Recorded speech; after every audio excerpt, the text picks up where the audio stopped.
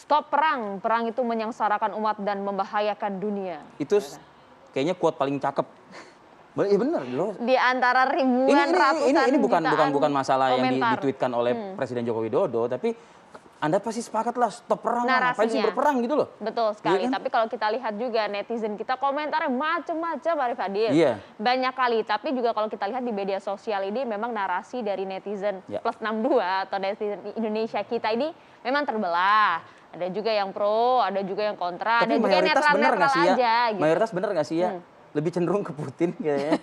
Maksudnya lebih kayak memihak gitu loh ibaratnya. Ada juga yang seperti itu, tapi itu kan opini seorang Arif Fadil. Bukan, saya kan membaca statement-statement netizen-netizen tersebut. Oh, itu nanti kita tanyakan Monggo, juga monggo. kepada yang lebih berwenang, punya data validnya begitu kan. Oke. Sudah terhubung bersama kami ada Mas Yan Kurniawan ini Mas Yan Kurniawan ini selaku analis senior dari Drone Emprit. Ini adalah apa ya? Instansi yang memonitoring menganalisa media dalam hal percakapan maupun pemberitaan. Ya. Selamat pagi Mas Yan. Selamat pagi Mas Yan. Halo, selamat pagi Mas Arif Fadil, Mbak Maria. Salam sehat. Sehat Mas Yan ya. Sehat ya Mas?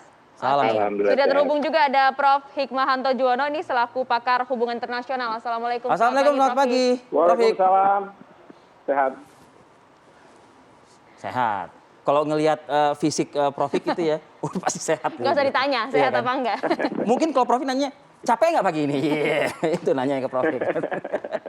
Olahraga terus bagus. Tapi saya mau ke Insya Allah. Mas Yan dulu. Mas Yan, kalau sudah ngomongin netizen kita di media, percakapannya, narasinya, responnya, sebenarnya seperti apa sih soal perang antara Rusia dan juga Ukraina ini? Ya Mbak, jadi terkait dengan ini, percakapan ini ya, masyarakat Indonesia, konflik Rusia dan Ukraina, yang menarik itu pertama, itu datanya gede, ya, besar sekali gitu. Kami pantau 7 hari ke belakang itu datanya itu sampai 336.000 mention. Ya, itu mengalahkan Apa aja yang dicelotehin itu sama netizen itu? Nah itu Mas, dicelotehinnya macam-macam. Ada nanti kita jelasin ya gitu. Ada percakapan yang serius, ada percakapan yang takut gitu, sampai percakapan yang kita bilang receh gitu. Yang bikin humor karena karakteristik dari masyarakat kita seperti itu. Kayak gitu. Nah itu terjadinya itu tingginya itu di tanggal 24. Ya, tanggal 24. Jadi pas penyerangan Rusia ke Ukraina. Itu datanya langsung melonjak. Di percakapan Twitter aja itu naik jadi 97.000 mention. Gitu. Itu mengalahkan isu-isu yang lain. Contoh kita ambil isu G20 ya, karena ini kan bicara terkait dengan internasional. G20 aja itu hanya 22.000 mention. Ya, di waktu yang sama, periode seminggu terakhir. Begitu Mas Arif Fadil dan Mbak Maria. Mas Yan. Mas Yan, mungkin kalau misalnya ada beberapa data yang perlu juga kita tampilkan, kita perlihatkan, Mas Yan bisa juga loh untuk memperlihatannya kepada publik begitu. Tapi Mas Yan, boleh dong diberikan mungkin apa sih agar mungkin konkret ya dialog kita pada pagi hari ini. Tadi kan dibagi 3 tuh, ada yang receh gitu Mas Yan ya. Ya kan? Ada yang takut, ada yang apa. Kayak apa sih? Contohnya seperti apa sih, kayak Bas? gimana sih gitu. Respon-respon dari netizen kita ini. Ya, saya ini ya share screen ya. Saya sekalian ambil contoh. Ini belum bisa ini. Mohon maaf, bisa di ini. Oke. Mungkin dari panel kita juga bisa membantu ya untuk memberikan izin ya. Tapi sejauh analisa Mas Yan sendiri, sebenarnya netizen kita ini, masyarakat di Indonesia ini respon segera garis besarnya itu seperti apa sih terhadap perang Rusia Ukraina ini kalau dilihat dari media sosial? Apakah mereka termasuk yang mendukung atau bagaimana? Ya, jadi gini Mbak, kalau pakai basisnya analisa emosi gitu dari tanggal 24 sampai sekarang itu yang paling tinggi terkejut. Ya, kalau pakai emosi. Terkejut. Ya, terkejut. Ternyata ada perang juga, kurang lebih seperti itu. Gitu. Rusia ternyata jadi juga menyerang Ukraina gitu. Nah, selain terkejut itu takut ini kayaknya bisa jadi perang dunia ketiga gitu. Ya, selanjutnya itu marah. Ya, marah itu terkait dengan kenapa isu terkait Rusia Ukraina itu besar banget, sedangkan isu di Timur Tengah itu nggak besar seperti itu. Banyak juga publik yang membandingkan itu. selebihnya ada yang terkait dengan kita bilang tadi receh, kita bilangnya joy gitu. Itu lumayan besar juga, sekitar 2.000-an mention seperti itu. Itu kurang lebih bicara terkait dengan ulasan, ya ulasan perang tersebut, sebab akibatnya seperti apa, seperti itu Mbak. Nah yang menarik lagi, izin apa sudah bisa di-share ya, udah bisa ya. Oke, saya share ya. Boleh, silahkan. Nah ini sudah terlihat ya, maaf. Sebentar, kita masih Belum. melihat beberapa, ya mungkin ini yang maksudnya Mas Yan Kurniawan ini adalah yang receh itu mungkin kali ya. Nah ini dia, kita sudah melihat Mas Yan, silakan Mas Yan. Iya, nah ini ada semacam ini kan kayak grafik batang ya? Iya, grafik batang ini analisa emosi yang kita tarik datanya seminggu terakhir gitu. Jadi kurang lebih itu terkejut terutama di tanggal 24 awal-awal itu. Ya, jadi publik itu banyak yang dengan bahasa tuturnya gitu kaget ya terkait dengan penyerangan Rusia ke Ukraina.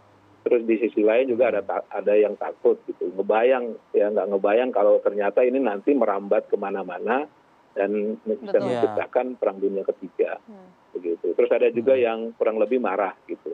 Ya, jadi antara terkejut, marah terus itu marah terhadap Putin ya? Enggak, marah terhadap keadaan dikomparasikan dengan isu lain seperti itu. Gitu. Apa itu? Apa itu misalnya? Contoh tweetnya seperti apa, Mas Yan? Ini contoh tweetnya ada pencinta Habib Ulama Nusantara melihat Ukraina diserang Rusia pada prihatin, sedangkan Palestina, Syria, Yaman bertahun-tahun rakyatnya dibantai, diusir, dianiaya, pada mingkem kayak gitu. Itu yang marah seperti itu. Yang seperti itulah gitu ya. Seperti itu Mas. Gitu. Nah ini kelihatan ya share screen saya. Saya masih kelihatan, saya masih ngeliat kelihatan. Ada warna-warni. Nah ini terkait dengan lima cuitan yang paling banyak di retweet atau disebar oleh publik ya. Yang menarik adalah ini cuitan Pak Jokowi, dia menempati di nomor 2. Yaitu terkait dengan stop perang. Perang itu menyengsarakan umat manusia dan ya, yang menarik adalah ini Mas, ya adalah respon baik itu oleh media maupun oleh publik. Nah, oleh media itu kurang lebih penonjolan framingnya berbeda-beda. Ya, ada yang tanda kutip menjelaskan gitu. Ya, ini Tempo bicara terkait Jokowi stop perang gitu. Jadi angle stop perangnya dimunculkan. Ada juga Kompas itu ngangkat bahwa stop perang itu perang itu membahayakan dunia gitu. Tapi ada juga kayak suara.com gitu. Dia ngambil angle respon tweet gitu yang bicara hal yang lain terkait stop perang itu. Kurang lebih Pak urus dalam negeri dulu kayak minyak goreng gitu, JHT dan sebagainya gitu. Gak usah ngomongin perang gitu. Terus ada juga Detik kurang lebih itu penonjolannya kurang ini Pak, kurang nanggung istilahnya seperti itu. Karena yang diminta dari Pak Jokowi itu lantang. Karena mengingat kita kan lagi ini kan jadi ketua presidensi G20, Mas Ari dan Mbak Maria gitu. Jadi ini kan momen kita sebenarnya untuk bicara lebih substantif lah terkait dengan konflik Rusia dan Nah ini terkait kita tahan dulu datanya sampai di situ dulu mungkin. Mas Yan, ya. Ini coba kita ingin melihat wajah Mas Yan lagi. Saya ingin ke Prof. Hikmanto Juwana deh. Prof, menanggapi Prof lalu lintas diskusi dan lain sebagainya. Dan saya juga membaca nih salah satu artikel di mana Prof. Hikmanto menjelaskan 2 narasi tentang konflik Rusia-Ukraina. Coba dibandingkan Prof dengan analisa Mas Yan Kurniawan tadi. Prof, silakan Prof. Ya, yang pasti begini. Saya mencoba untuk memberikan pemahaman kepada publik terkait dengan apa yang menjadi alasan bagi Rusia untuk melakukan penyerangan dan apa yang menjadi alasan Ukraina dan bagaimana Ukraina mendapatkan tanda kutip dukungan dari negara-negara Eropa Barat termasuk juga Amerika Serikat. Kenapa saya katakan seperti itu? Karena nanti mungkin Mas Yan bisa lihat nih ya. Kita tahu Rusia itu sangat kuat berkaitan dengan masalah sosial media ini. Ya, jadi misalnya kita lihat dalam pemilu di Amerika Serikat dan lain sebagainya. Bukannya tidak mungkin ya untuk melakukan pembenaran apa yang dilakukan Rusia itu tweet-tweet atau misalnya di sosial media itu banyak perspektif tentang dari Rusia. Sehingga banyak publik kita yang akan mengatakan apa yang dilakukan oleh Rusia itu benar adanya. Nah, saya ingin mengatakan bahwa kita harus hati-hati karena kita, Indonesia ini kan negara yang punya politik luar negeri bebas aktif. Lalu saya juga menyampaikan bahwa apa yang disampaikan oleh Bapak Presiden terkait dengan pernyataan beliau itu sudah tepat, sudah benar. Karena apa? Bapak Presiden tidak menyebut misalnya kita tidak terima Ukraina diserang, walaupun tidak menyebut nama Rusia. Iya, karena itu artinya sudah akan berpihak. Ya, ini yang saya sesalkan karena di website pernyataan resmi Kemlu itu ada kata-kata seperti itu.